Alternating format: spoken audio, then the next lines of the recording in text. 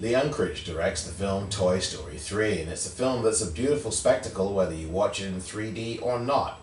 I watched it without 3D and I found it to be quite good, especially the first part of the film, and actually the first 4 or 5 minutes of the film I thought were absolutely flawless.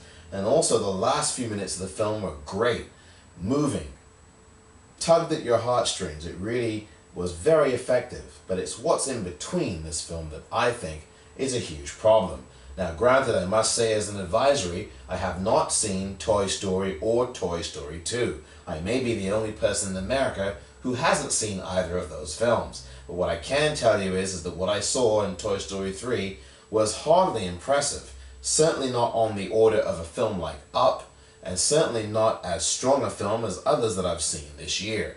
Toy Story 3 is about a bunch of toys led by Woody, who's voiced by Tom Hanks, and also by Buzz Lightyear, voiced by Tim Allen. And the voice work here for all the characters is very good.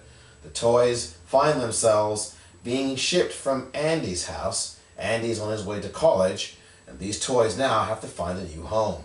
Woody's torn about the decision about where to go. Will he be going away somewhere else, or will he stick with the group that has held him through these last few years? And of course, it's been at least a decade since the previous film, Toy Story 2, and in this new film, Woody and company have a lot of decisions to make and a lot of backstory to look at as well. We do see some of that here.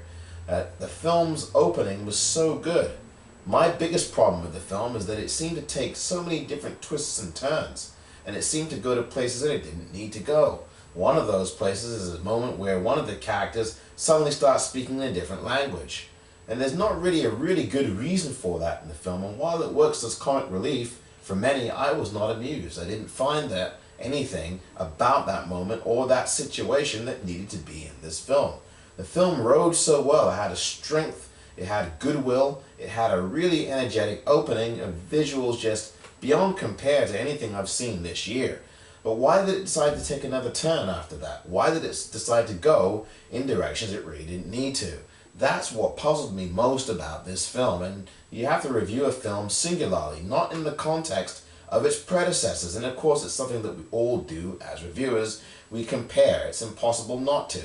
But when you're dealing with a film by itself, its previous sequels should not be a consideration. We're reviewing a film, as you should do, on its merits singularly.